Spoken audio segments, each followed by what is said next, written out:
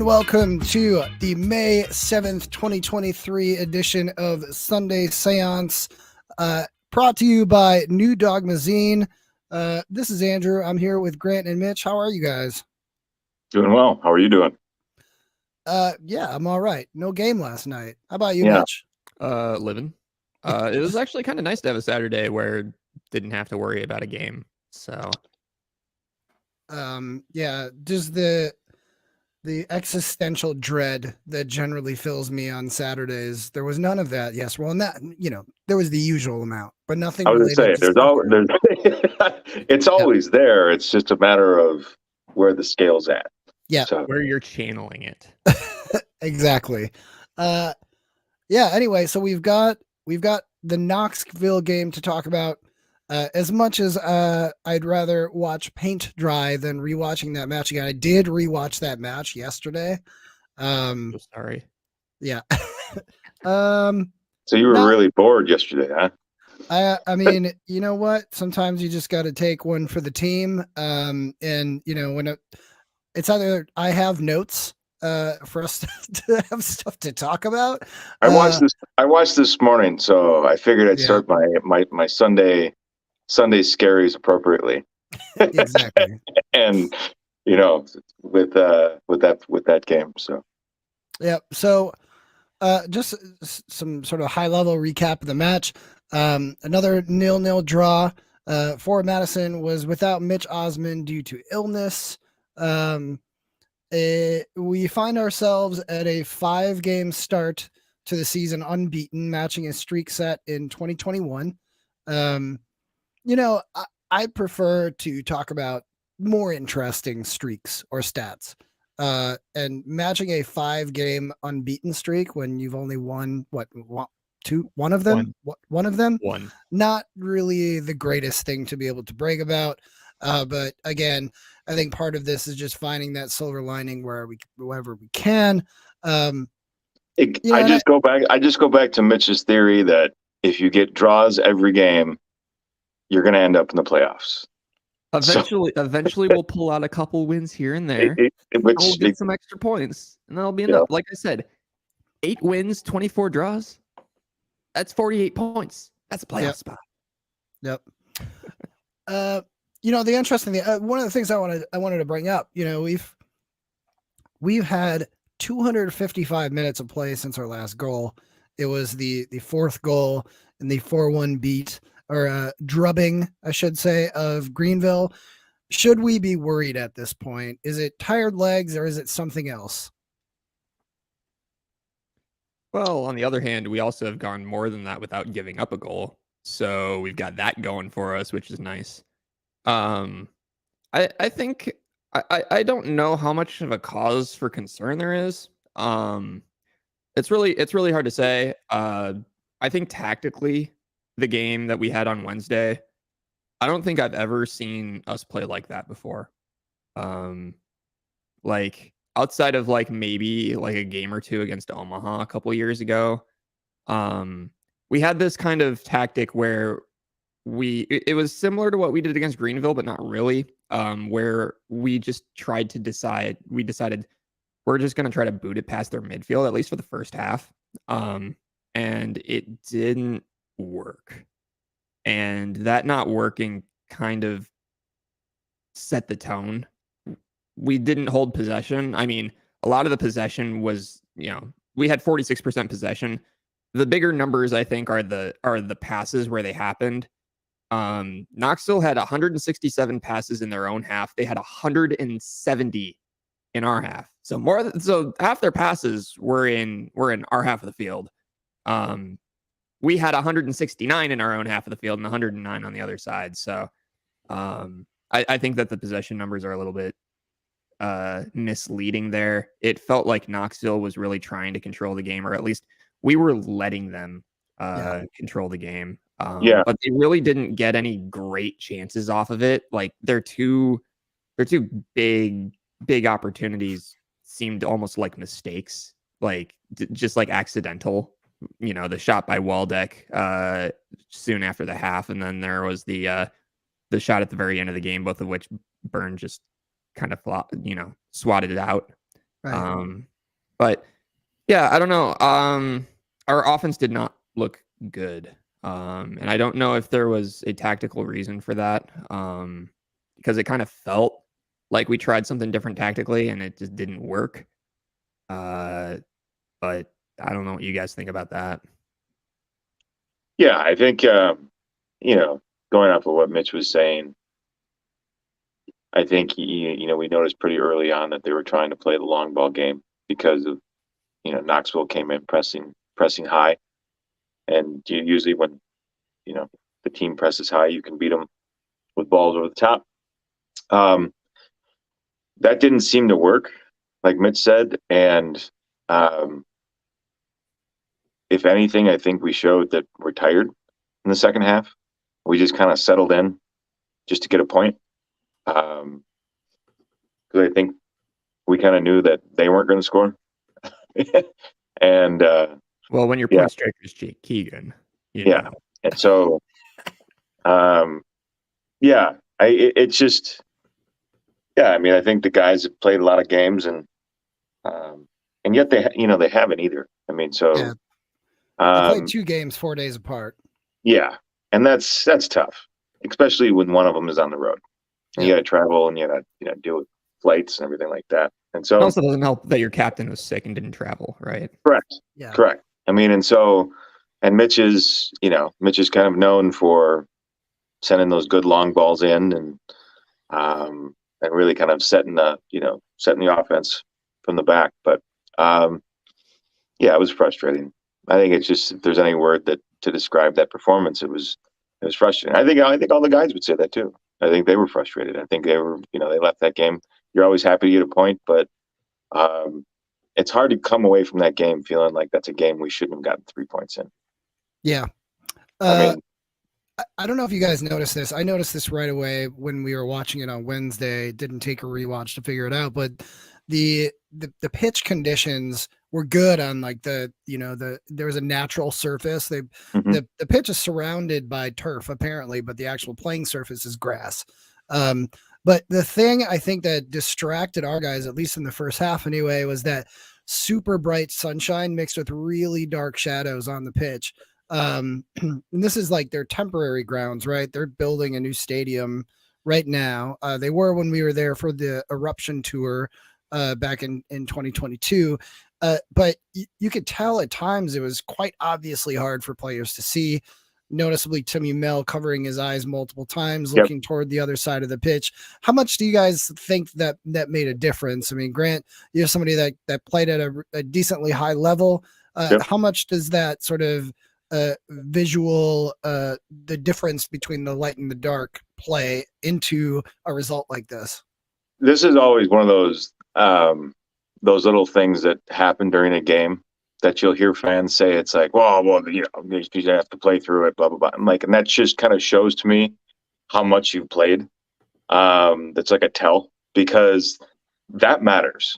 It's like, I always think back, to when Miller Park, when that used to be, that's an unknown thing in Miller Park during day games, is get your runs early, because when the shadows come in, it's hard to pick up the ball. It just is. And it's the same thing in soccer. It's the same thing.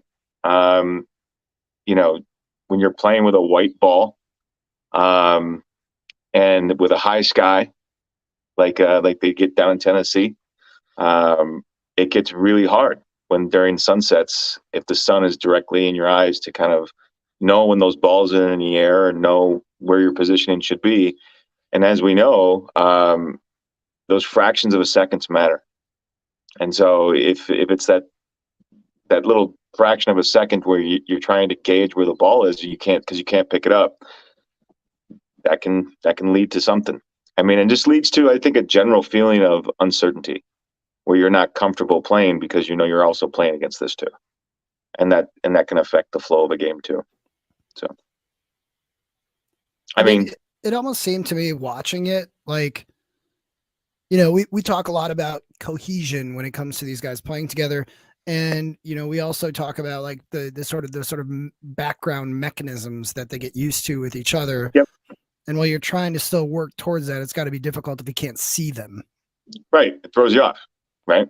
And I think any time that you see, I mean, like you brought it up, Timmy was using his hand to block out the sunlight. That's not something like in his typical game plan that he's used to dealing with. Right. That's another thing you have to add in to worry about now. And so if you have a player doing that, then yeah, it's an issue.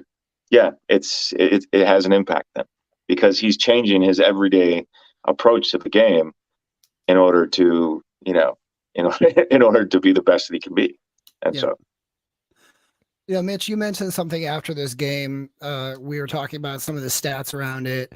I took a look at the heat map yesterday for Madison. We spent far less time in the opposition box compared to other games this season. That has to be a main contributor to the just extremely low XG throughout the course of this game. Yeah. I mean, yeah, I think it was 0.42 for Knoxville to 0.40 for us. Just really low.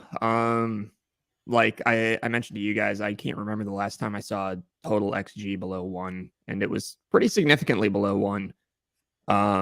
This is the type of soccer they make fun of on The Simpsons. Yeah. Yeah. Right? Yeah, and I think it was twofold. Knoxville's offense, despite having a lot of possession on our side of the field, was bad. It was really bad. Yeah, not great. They struggled to put anything together. And I think that's partially a testament to our defense. Yeah. Even without Mitch, Timmy Mel had a great game. Sam Brotherton stepped in, had a pretty darn good game. He was solid. And that's what you want when you have a guy step in. Yeah.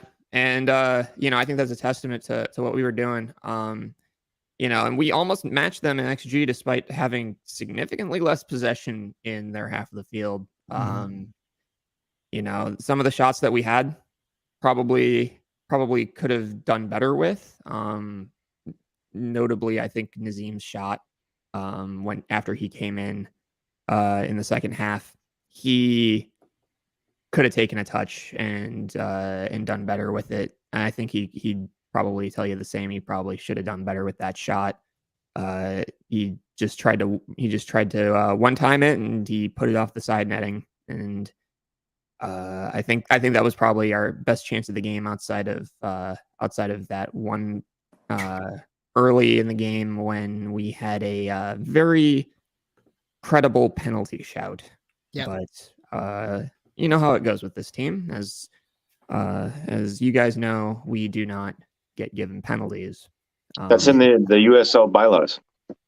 Yeah. Yeah. Is that, I tweeted out a couple days ago. If people didn't see it, we have received 2 penalties since the start of 2020. So over a course of 79 games, 79 league games, we have received 2 penalties.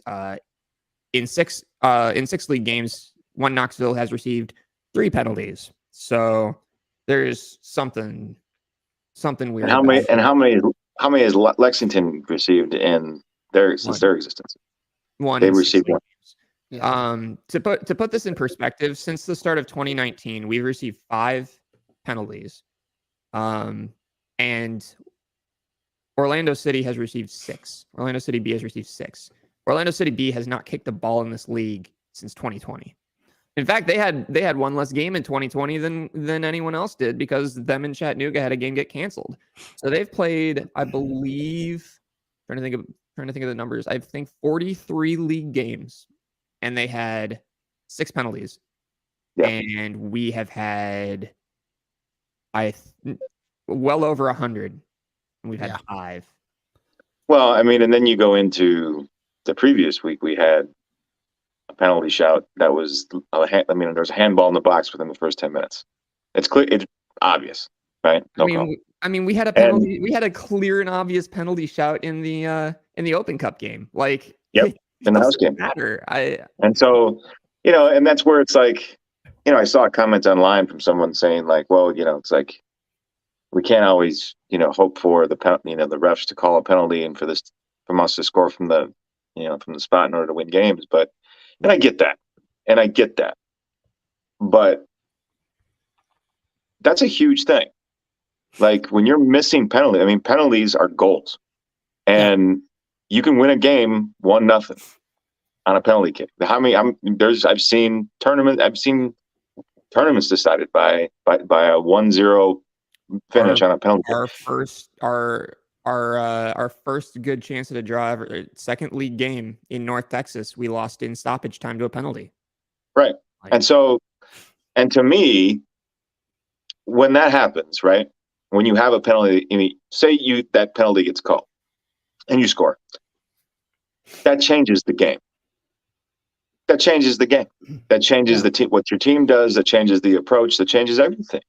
I mean, goals change games. Yep. And when you're not getting calls that could potentially give you the highest opportunity to score a goal, it's big. And when it happens game after game after game after game, it's frustrating. It's frustrating. And you have to wonder, when you look at the numbers that Mitch has brought up, what's going on? Like it's not that we're not in the box. It's not that we don't have opportunity. They just, for whatever reason, we don't get the calls. So, yeah, I mean, so the penalty shout that Mitch mentions, if you want to go back and watch it, it's right around the 18-minute mark. Sachero is clearly thrown down by Jalen Chrysler inside the 6-yard box and misses connecting to a pass. Jalen Chrysler. Yeah, they definitely were mispronouncing his name all game. Which, by the way, there is nothing that fucking is more grating to me, having not really come up watching American soccer broadcasts, than the broadcaster, the pundit, who very clearly has had their vocal training from somebody who's calling baseball games or NFL games, who tries to apply the same sort of vocal hokiness to their soccer play-by-play. It's just he's trash. Yeah. Do they not get? I really struggle to understand how they're getting these guys' names wrong, because in the press box for the Open Cup game, we had pronunciation guides for both teams. Right. Yep. You know, and I'm not running the which is run of the mill up here, and that was just provided for us. I didn't even need. Ask for and Mitch, that's par for the course. I mean, that's part. Most teams do that. Right. You know? Why is this such a problem in this league with our commentators? Well, I can tell you that almost all of the commentators do their color commentary from Tampa at the either Vista or whatever audio recording place that they go down near the USL headquarters. They're not actually at the stadium 9 times out of 10. Right. Yeah. But that doesn't excuse the bad pronunciation. Like, that might excuse maybe they're delayed or something like that. That doesn't excuse you for saying names wrong. Correct. I think it's a lack of professionalism, to be quite honest with you.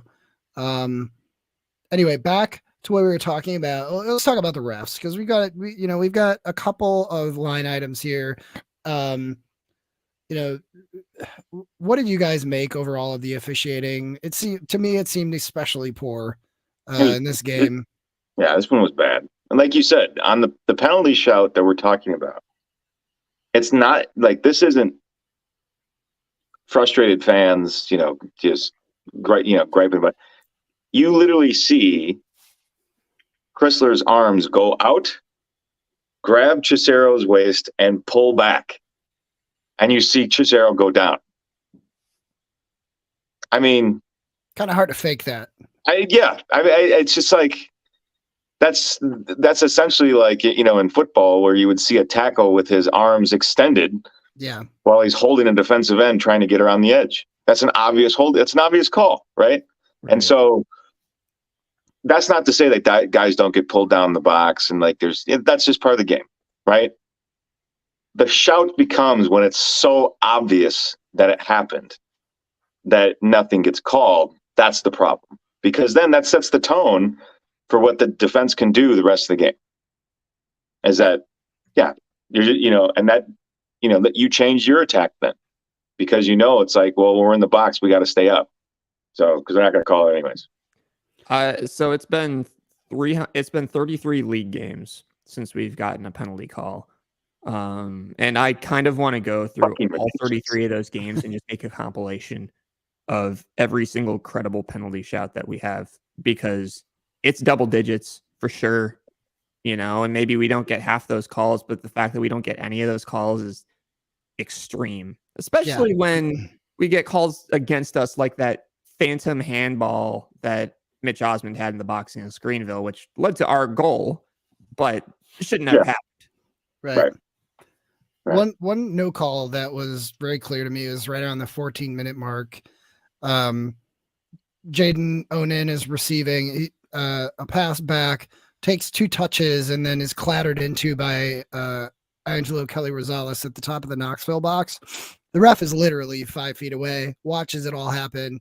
Jaden goes down, and rightly so, but the ref didn't call anything. Now, while the Knoxville player did get the ball first, it was one of those going through the man to get the ball type of situations where like he already had possession. And it seemed to me like a little bit dangerous play. But nothing happened there. And Knoxville's defense played very physically against us all game long. Lots of pushing and leaving a foot or an elbow on challenges. Yet all of the cards were distributed in the second half. There were 0 cards actually given out in that first half. One of the things that I found sort of interesting is this head referee, Jose Carlos Rivero. And here's another example, like more fuel for my fire around Pro is Professional Referees Organization. Very inventive name, obviously. But Pro, a lot of brain trust in that operation. Yeah, Pro doesn't give a fuck about who their employees are.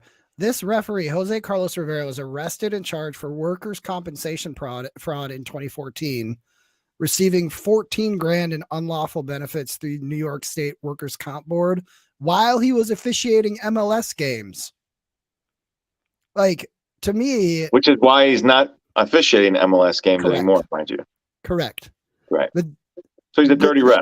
How can you like, it just doesn't make sense. Like, you're supposed to be an impartial person here. It's like a judge. Like, do you want someone who's a judge in a trial to be someone who has a record of being an unlawful or, biased person, potentially?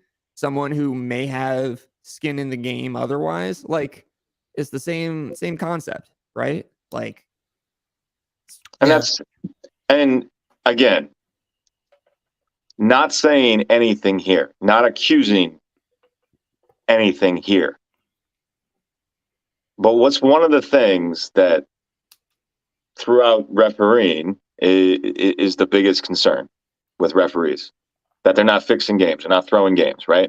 We've seen it because it's happened in baseball, in major leagues, it's happened in pro basketball with Tim Cunahan.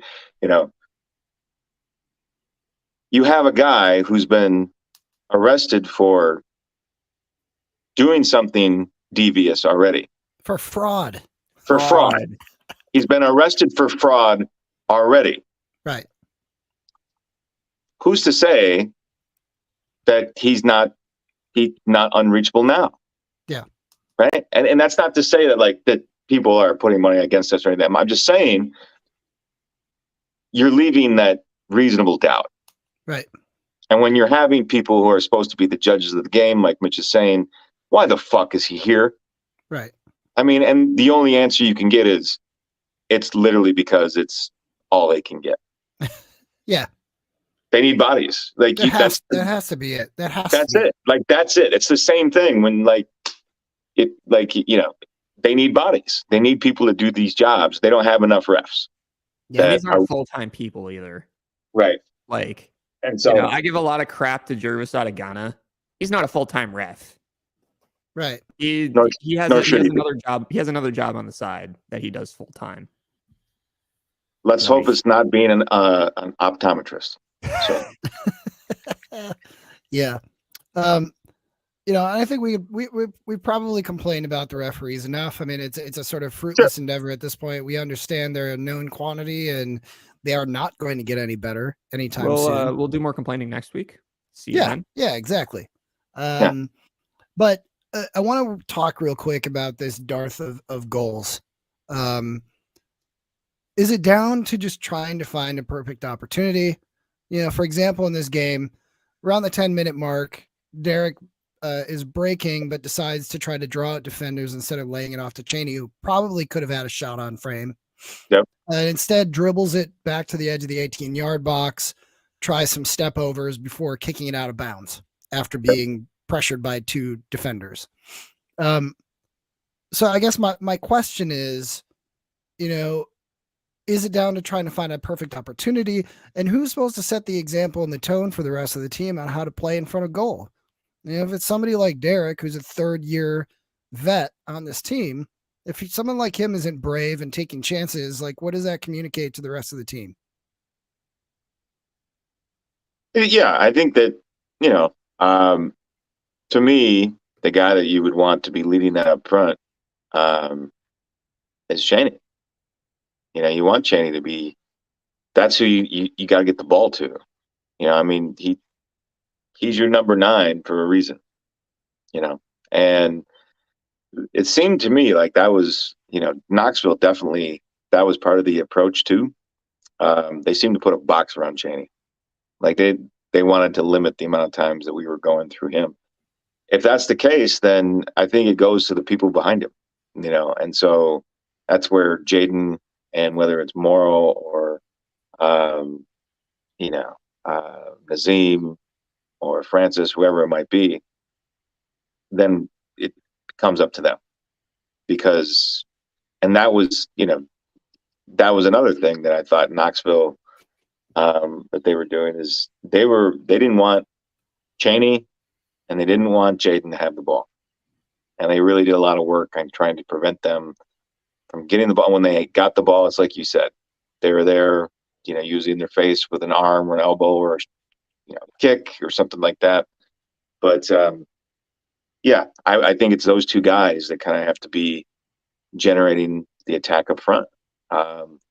Derek has been amazingly, consistent this year. For whatever reason, last game, I mean, it seemed like there was a few times, and I know exactly the time you're talking about because Cheney threw his arms up at him after it happened. Right. I was just like, what are you doing? And so, that's been something we've dealt with for years, though, is looking for that perfect opportunity, trying to make sure that it's clean, and rather than just throwing a ball on frame and letting it happen. I mean, because clang ball it works in this league, Right. as we know. I wonder if it's like a training thing where our defense is so good that the only way to score on our defense in training is by putting in a perfect opportunity. It might be. It might be. I mean, and that just, I think that was the thing that I was most concerned about with this game, was just the opportunities and the shots on goal were the lowest we've seen all season. Yep. I mean, and it was just like Mitch said, it was completely reverse from what we've seen all year of this team doing exactly what I was just talking about, just throwing shots on goal and eventually saying like, hey, one of these is going to go in. And in the case of Greenville, 4 of them did. And so, yeah, this was a strange game. So, yeah, I mean, to your point, Knoxville outshot us in this game 10-7. We only had 7 total shots. We had 17 last game. Yeah, and yeah. So we had 3 shots on frame this game. That's it. At one more point, than them. Yeah, I mean, to be fair. Yes, that is fair. Another thing I noticed in this game, just seeming lack of intentionality. Like, there was a lot of back passing and lateral passing. Past seasons, we've struggled to be advantageous with our passing, even though we had a lot high passing percentage. But this year overall, we're at 35% plus passing forward with just 16% directionally backwards. we can't regress. But what was it about this game for you guys? I mean, was it something Knoxville did, or just a lack of confidence? Because as we know from Matt from experience, he's got a plan. Yeah, I think it's what we touched on earlier and what you said. I think they were tired, and just the legs were gone for whatever reason. That to me is usually the biggest sign that our club is tired, is when we start back passing. And so, as we saw last year, as we got really tired into the season, and we started moving the ball in the back. It's when So we're healthy and we're rolling, we're moving forward all the time. The ball's always moving forward. Let me ask you guys a question. So Knoxville played on Sunday. Yeah. And we played on Saturday. Do you think, is it down to fixture congestion then at this point? I mean, early season fixture congestion seems like a problem when we don't have enough fitness in the first place. I mean, maybe. There's something to be said about Knoxville getting they were 11v10 for almost all their match against Fuego. And so you could say that maybe they didn't have to work as hard in that game. Maybe that helped them out. But it's hard to say. And also, we're without Mitch. And we could be using all of our subs. Because we're not. I think there's been one game this year where we used all 5 subs. I might be wrong on that. Someone can double check that for me, but I think you're probably right. Yeah, I think it's not right. Yeah. And there was a point at around the 38-minute mark where both teams are literally just kicking it back and forth at each other instead of trying to keep possession. Like, just like I'm watching this thing, I'm just like, what the fuck are you guys doing? Like, just ping-ponging it back and forth. Like, it seemed like no team really was trying to execute some sort of cohesive plan. But yeah, I like both of you mentioned earlier, I felt like, Timmy Mel had probably his best game for us yet. Our defense showed up in this game. He had an 8.0 on FOTMob. He was the man of the match, at least on FOTMob. He had 8 clearances, 3 interceptions, 9 recoveries, and won 6 out of 8 of his duels. Brotherton played his first full 90 game, but was pretty quiet for the most part. Won 3 out of 4 of his aerial duels, had 6 recoveries, but had 0 tackles or ground duels even attempted. And if you're coming in, you want him to be quiet.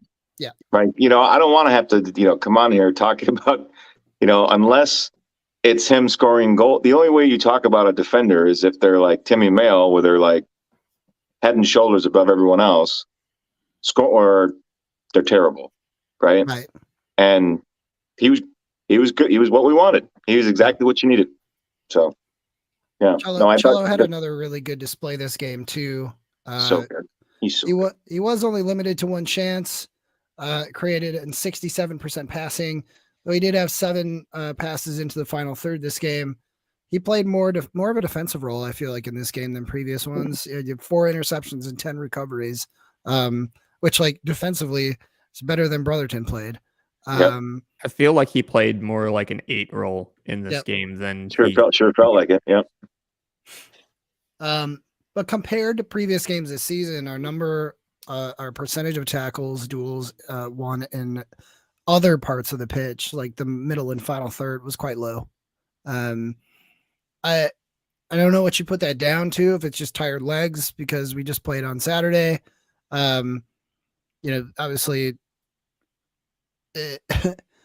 Jaden kind of coming back in after sitting for 10 days, something like that.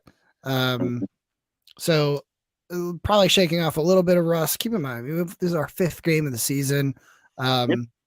So I thought Prentice looked lively again in his cameo. He nearly connected with Cheney for a chance in the 88th minute. Very quiet night for Burn Shipman, though.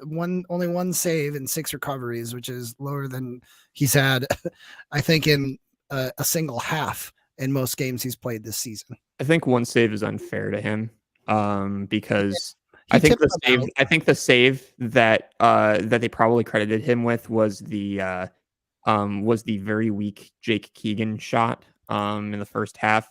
That hit from Derek Waldeck that was very clearly supposed to be a cross. That was heading for goal. And that was a really good swap by Bernd. And then also at the very end of the game, 90th minute or in stoppage time, there was another ball that came in that he swatted over the bar as well. That, you know, if he doesn't do something about that, that might be a goal too. So I think that one save is unfair. I think that he had a pretty good game overall. But yeah, he wasn't terribly tested. Other No. than that, Knoxville doesn't have a great attack. No. Jake Keegan is a known quantity in this league. Jimmy Villalobos has not done great for them this year. And then, the other guys that they have aren't really a known quantity at all. And it's kind of showing. They're playing that style of Omaha high press. That I was very unsurprised to see that, because that's how Mark McKeever teams play. Right. But you have to have the quality to actually finish at the end. And Omaha in the past has done that. I don't see that from this Knoxville team so far. So this has the feeling of a Knoxville team that they're hanging on now. Like they're hanging in games now. But eventually, as the season goes on and more teams figure out what they're doing and where they can attack, this is going to turn bad for them. They're also a very young team. They Exactly. They have a lot of college players. And one thing I've heard about college players, I think this was Carl Craig who I remember saying this, is that college players can be very skilled, but they do not have the level of fitness coming straight out of college that a professional does. Right. And so you can try riding these guys for 90 minutes a game or however long, but midway through the season, these guys are going to start getting tired legs and not be able to handle it and keep up. And it makes sense. The college soccer season only runs for dudes, at least. It only runs from August to October. And even if they're playing League Two or something like that, right? There's not a congested schedule there by any means. But like when the highest level that you're playing is only for 3 months, 4 months tops, and that's if you're in the NCAA playoffs or NAIA playoffs. Thing about a pro season, we get 4 months into the season, we still have a ways to go yet. Right. And how are these guys, are they going to have the fitness level, to push through that wall? And this is something that you hear in every level of sports about college guys coming into the professional level, is that the rookies always hit a wall. The young guys always hit a wall, because it's a grind, and I think that's, you bring up a great point, Andrew, where we're only 5 games into this, and we got a team full of guys that have done this, that have a lot of professional experience. If we're having this conversation in late July, I'm concerned. But right now, we're still figuring it out. Still figuring it out. Yeah, and we're not losing games. We're not losing games. True. So I'm also concerned in that case with Lexington as well, because they have even more college guys. Yeah. And I mean, if you want proof as to how this typically goes in this league, you can just take a look at 2019 Tormenta, where they came in and a lot of those guys had played together in League Two in 2018 with Tormenta, and they lit the league on fire. They were in second place by a long way midway through the season. And then they fell off of a cliff and not only missed the playoffs, but didn't come close. Like they were far and away. It was just them in North Texas at the top come start of July. And then by the end of it, they fell to like 6th or 7th place. And that's that's kind of just how it goes for some of these guys, because you can have all the talent in the world, you can have all the all the cohesiveness and chemistry in the world, but if you can't run, you can't win. Yeah. Yeah. Very true. Yeah. Speaking of somebody with a weak shot earlier on, Jake Keegan had some choice moments in this game.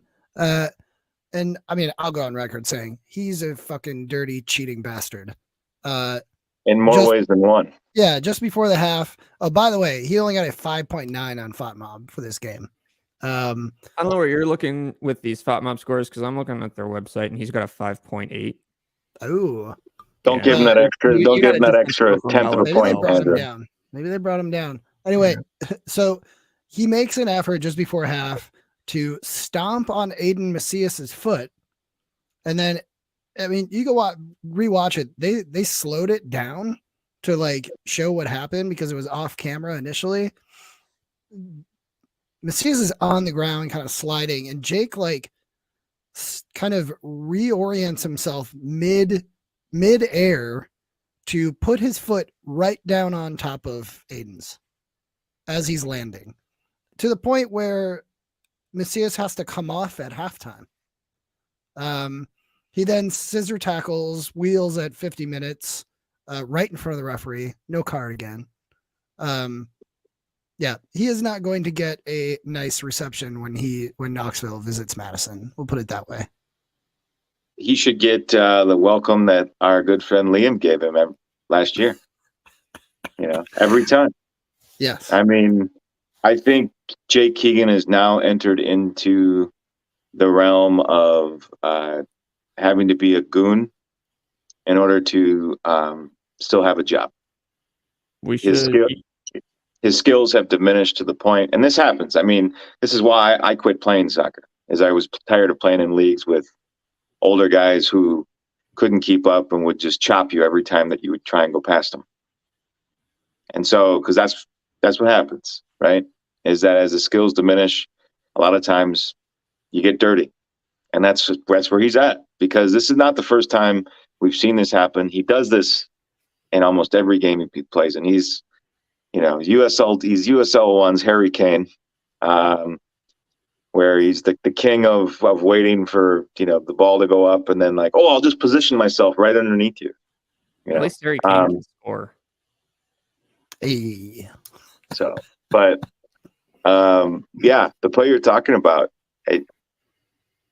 it's obvious. I mean, you sent us a clip of it, and there's no reason for him. He could have just played through the ball and like leapt over Aiden.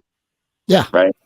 And wouldn't have had to lose his momentum moving forward. Well, that's the thing. Aiden was nowhere near the ball at this point. Right. Exactly. And so, but made the decision to do that. Right. And yeah, no, he's a dirty son of a bitch. And like I said, more ways than one, as we know. Yeah. I'd like it if when he comes to Madison, every time he touches the ball, chop him. He gets booed. Yeah. Everyone in the stadium just boo him. I'm at the point where I'm like, it's late in the game and he's still on there. Throw somebody out and tell him, go get a card. Go chop him. Yeah. I mean, that's the kind of reception you get when you are known for hitting on your teammates' girlfriends. Yeah. Chop him. Yeah. Yeah.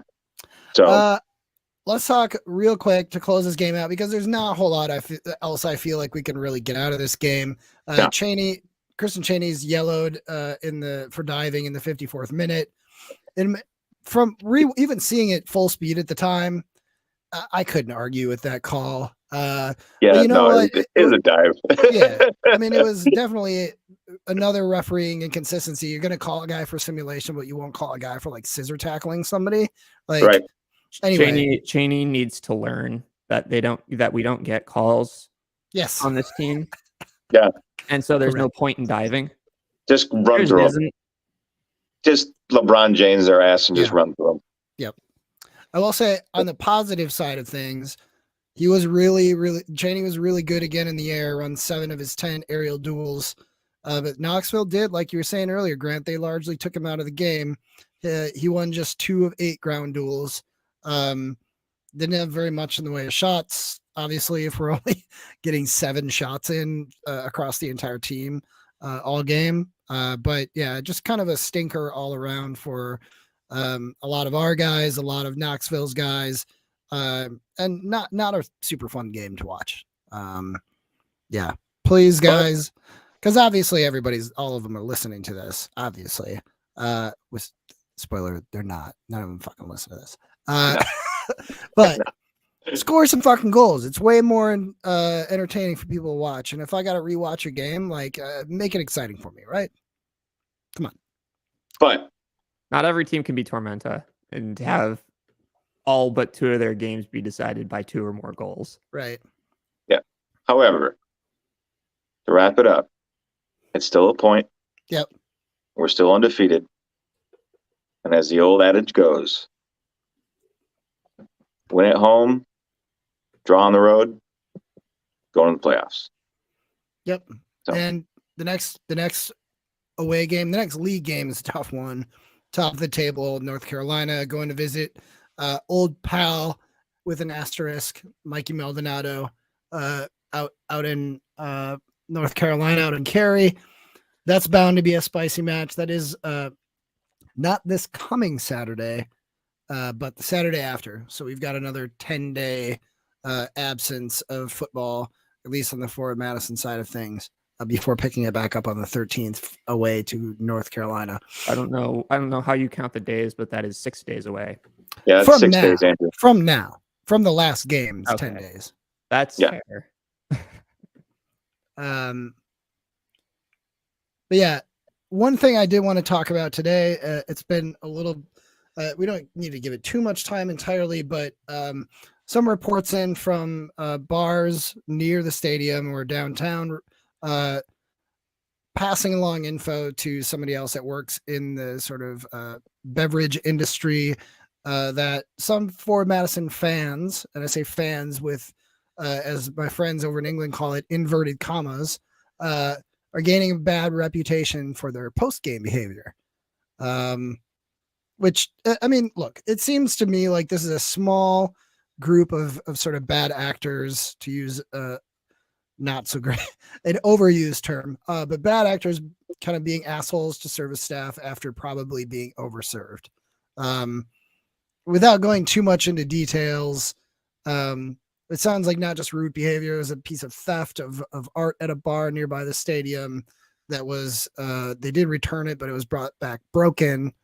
So what do you guys make of this overall? I mean, obviously, like, ideally, people would be going out having a good time and be in good spirits because we got a fucking pro team here in town and we got a club to rally around.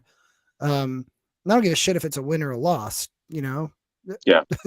show some decorum, a little bit of that, and like, don't be asshole to service staff. They got to deal with that shit enough. I guess for me, having worked in the service industry for a long time as well, this is a multi-layered discussion, right? Because the other part of there's part of this too, where it's like, I think any time that you're involving alcohol, especially in this state, you're going to have a portion of the population that's going to act like this. You can go across the globe and find portions of supporter groups and portions of supporters acting like this. Right. And that being said, that doesn't excuse it. No. Right. It doesn't excuse it. It happens. And the way that you prevent it from continuing to happen is doing exactly what we're doing and just calling it out. Be better. Be better. Yeah, we're going to be the last people to come up here and say, don't go to the game, have some drinks, have fun, have some Right. yucks with your friends. We're doing the same thing, right? But there's a way to do this where you don't have to be a complete fucking asshole about it. And if you find yourself becoming an asshole when you're doing this, Maybe don't do it. maybe don't do it. Maybe take a break. Maybe that understand that the issue is not the team losing or not getting it. it's you, and that maybe you need to take some time. And that to me is, I think, what needs to be said, is because I don't think necessarily people are inherently bad, but as Andrew, you and I have talked about, alcohol, it's one of those things where it lowers the guards, and sometimes the person who you really are comes out. And if you don't want to be that person, don't lower the guards. So yeah, I mean, so kind of what you're saying is like what you're getting at. We talked about this before. Like, is it the alcohol or is it the people? right. You know, like And it's that's that. and that's but- not a debate I can answer, because ultimately that's the That's on person them. that's saying that. Yeah. I do have a couple of things to say about it. And I agree with Grant on all those pieces. The biggest thing I want to talk about is how it has been handled by certain people. The person who initially brought it to our attention, he is not, I don't know if you guys know him, but he's not a very prominent member of the flock. I had to go back and see that he even had posted in there before, and he came in with no proof. He came in saying, he did not say a bar. He would not say names. And me initially looking at that as like, are you just here trying to start shit? Which it turns out he wasn't. But from a first glance, probably not the way to handle things, just being like, yeah, you nameless people at these nameless bars are doing these things according to respected bartenders that I will also not name. Do better. It's like, what are we supposed to do with this information? Yeah, I think the sort of general populace probably don't know what to do in that type of situation. It's all speculative at that point. Yeah. It's hard to be actionable about it. And I think the intention of the person that brought it up. So just so everybody's aware, this was brought up like on a Facebook forum, and was meant more or less to be like hey, I'm not going to name names, just knock this shit off so that I don't have to hear about it again. I think that was the intention. But I think when you got several thousand people in a Facebook group, it's probably only going to be perceived like that by a small amount of people. Yeah, and those people probably aren't actually going to care. Right. If you're not naming them, they're not going to care at that point. Probably not. Right. The other piece that I wanted to bring up is sharing it outside of our.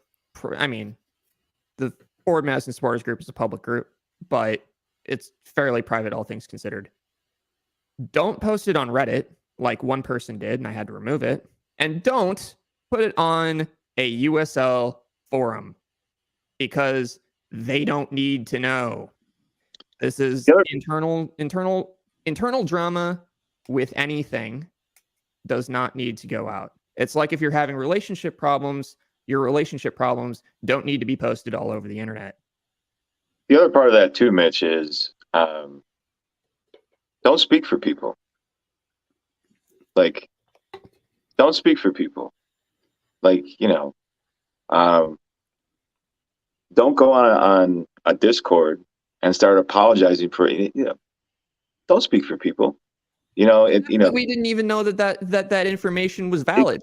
Exactly. I mean, and yeah, it's just one of those things where it's just like those lessons. It's like, unless you are one of the people directly involved, right? It might not be any of your business. That's like a hey, now we know about this. Let's just do better. Let's be better about it. But unless you are one of the people that's directly involved in the behavior or directly involved in, like, why the fuck are you saying anything? I mean, and who are you? Who are you to speak for a group of people? And unless you had, like, that's why we have roles within the flock. That's why we have a president. That's why we have a vice president. That's why we have people on the board to handle these type of situations. Well, I don't think it really had anything to do with flock people at all. No, we don't know that again. But but again, if that's why we have those roles. That's why they exist. So don't go and speak on behalf of a group of people unless Even you've been designated to do so. I'll tell you right now, Omaha fans aren't apologizing in the USL Discord for their behavior. So yeah. I also want to point out, in addition, that just because there's a couple people in pink that are causing problems doesn't mean that it's the whole fan base. Right. Because Right. and maybe it's a problem for these few people, but if those people were wearing red instead, they were wearing UW gear, they wouldn't be like UW fans are a problem. Right. Well, there are assholes in every fan base. It doesn't matter where you are in the world, because assholes exist everywhere. Yep. I mean, for example, Jacksonville Jaguars, they have a pretty cool fan base, all things considered. Back about 10, 15 years ago, a Jaguars fan got in a disagreement at a bar with an opposing Bears fan who was in Jacksonville to watch the game, shot the Bears fan and killed him.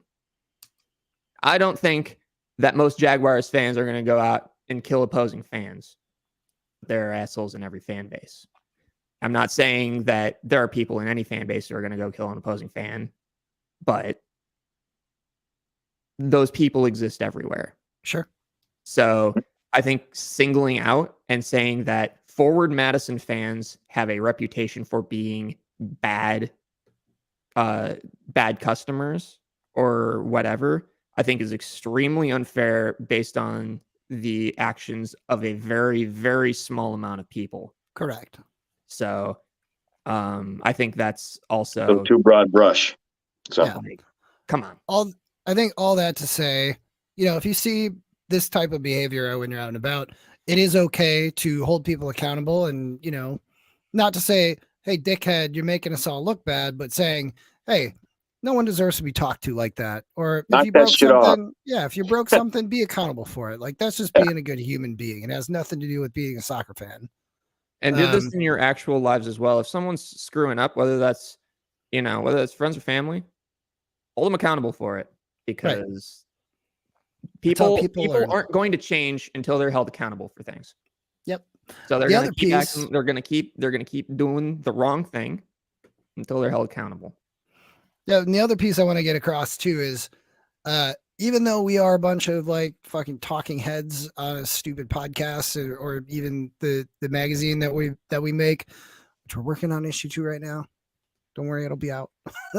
But just because we have a platform does not mean that we speak for everybody. It doesn't even mean that we're right. No. We're a bunch, we're talking shit right most of the time. So take it with a huge pile of salt. But yeah, just be nice to people.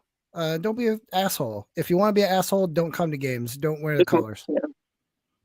And mind your business. Yeah. Yep. Yeah. In other news, and we can probably after that kind of close things out for the day. We are going to have a very short radio show. It's not really a radio show. We're going to be a part of. It's a segment. Yeah, we're going to be a part of. Hey, Mom, I'm done recording my segments. There's going to be a new WORT nightly news segment called Forward Focus. It's going to be bi-weekly, and it's starting this Thursday at 6 p.m. talking about kind of this initial episode will be talking about the kind of the genesis of the club, how the fan base formed around it, and just some other bits and bobs. But every other Thursday, starting this Thursday at 6 p.m. As part of getting onboarded for this, we had to learn about the 7 dirty words that you can never say on the radio because of the FCC cracking down on George Carlin, of all people. So, we figure we got to give the people what they want. So to do that, we use the most modern of all of the technology that's out there, and built our own NDZ robot.